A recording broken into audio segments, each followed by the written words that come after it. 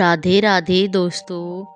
आज हम 16 सोमवार व्रत की कथा सुनेंगे जो 16 सोमवार व्रत करने पर सुनी जाती है। इसको सुनने से तमाम दुखों का अंत होता है तथा सुख की अनुभूति होती है। प्राचीन समय की बात है, एक नगर में एक साहूकार रहता था। उसके पास धन दौलत की कमी नहीं थी, लेकिन उसे संतान का सुख प्राप्त नहीं था। इस कारण वह उसकी पत्नी बहुत दुखी रहते थे। साहूकार भगवान शिव के परम भक्त थे। वे प्रत्येक सोमवार को व्रत रखते, शिव मंदिर जाकर पूजा अर्चना करते और सच्चे मन से संतान प्राप्ति की प्रार्थना करते थे। भगवान शिव और माता पार्वती उनकी भक्ति से प्रसन्न थे। एक दिन माता पार्वती ने भगवान शिव से कहा, हे प्रभु, यह साहूकार आपकी बड़ी श्रद्धा से पूजा करता है, इसकी मनोकामना अवश्य पूरी कीजिए।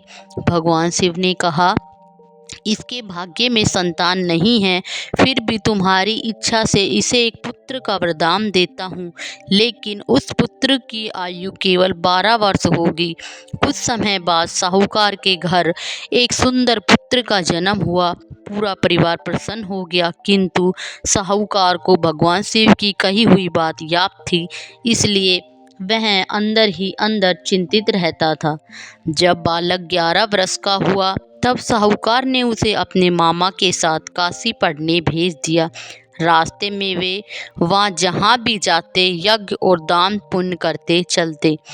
एक नगर में राजा की पुत्री का विवाह हो रहा था। दूल्हा एक आंख से काना था। राजा को चिंता थी, कहीं यह बात लोगों को पता न चल जाए। उसने बालक को दूल्हे के वस्त्र पहनाकर बारात में बैठा दिया।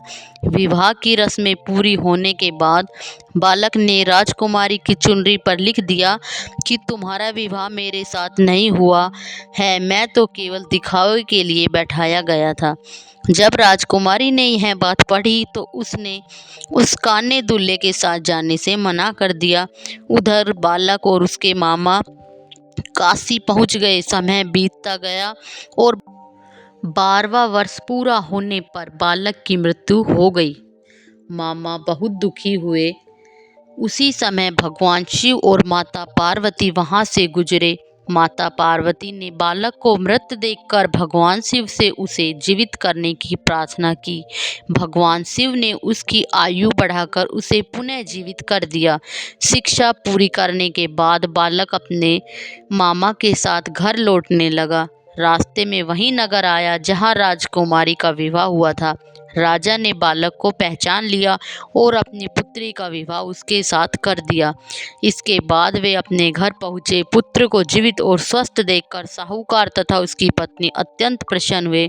भगवान शिव की कृपा से उनका परिवार सुख समृद्धि और आनंद से भर गया। तो इसलिए कहा जाता है कि शिव शंकर भोले बाबा ऐसे हैं कि वह सच में बहुत भोले हैं। अगर उन्हें हम दिल से अच्छे से उनकी पूजा अर्चना करेंगे तो वह हमारे अपराधों को क्षमा भी करते हैं, हमारे जन्मों के दुखों को काटते भी हैं और हमारा हमेशा साथ देते हैं। जो श्रद्धा और भक्ति से सोमवार का व्रत रखता है तथा भगवान शिव की पूजा करता है, उसकी मनोकामनाएं पूर्ण होती है, परिवार में सुख शांति बनी रहती है, भगवान शिव की कृपा बनी रहती है। ओम नमः शिवाय। ओम नमः शिवाय।